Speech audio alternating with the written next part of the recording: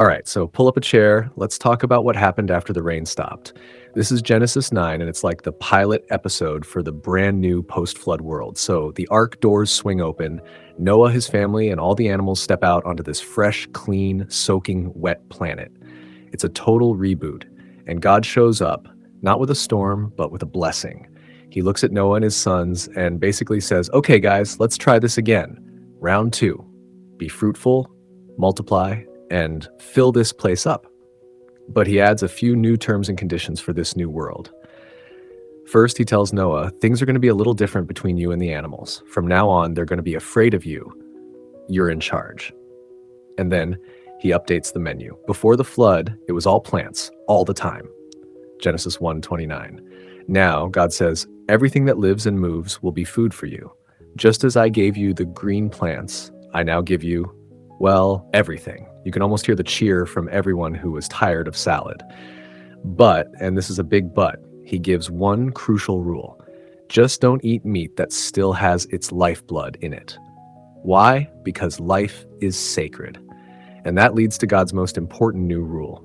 He gets super serious and says, and I'm going to hold you accountable for the lifeblood of every person.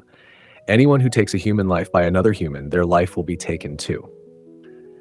Why the heavy-duty rule? God explains it right there. For in the image of God has God made mankind. Think about that.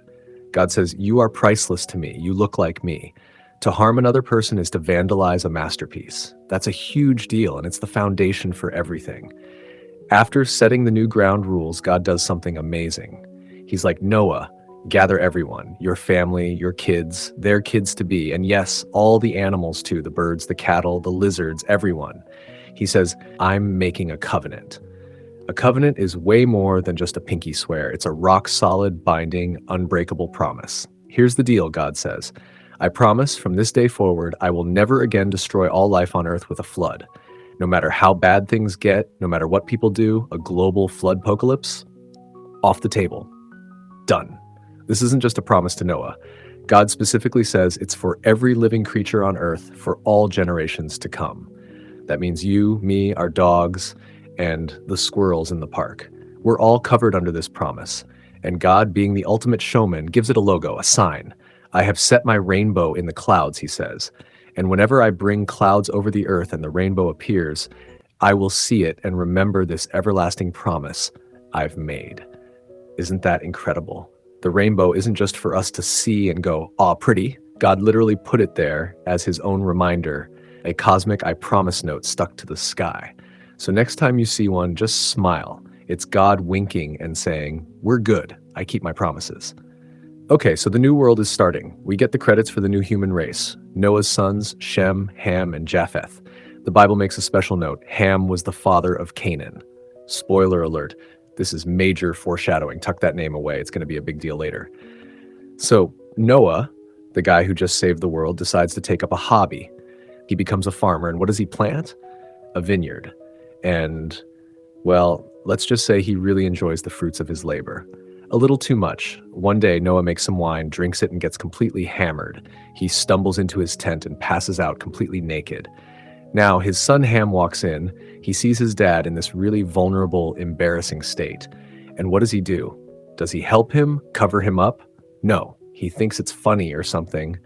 So he goes outside and tells his two brothers, Shem and Japheth, basically, you guys got to come see this. But Shem and Japheth have a totally different reaction. They're like, dude, that's dad. We're not doing that. So they do something amazing.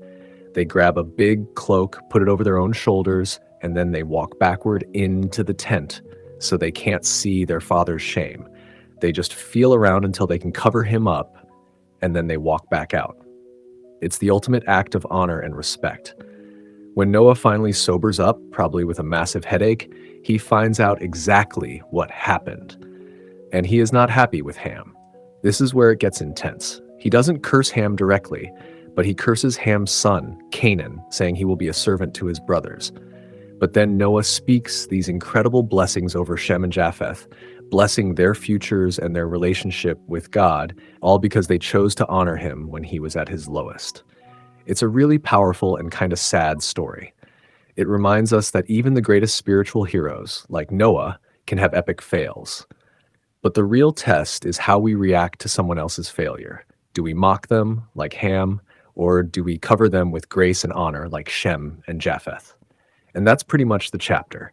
The story winds down by telling us that after the flood, Noah lived for another 350 years. Can you even imagine? He died at the ripe old age of 950. A long life, a new world, a big promise, and one very hard lesson learned. And from his three sons, the whole world began again.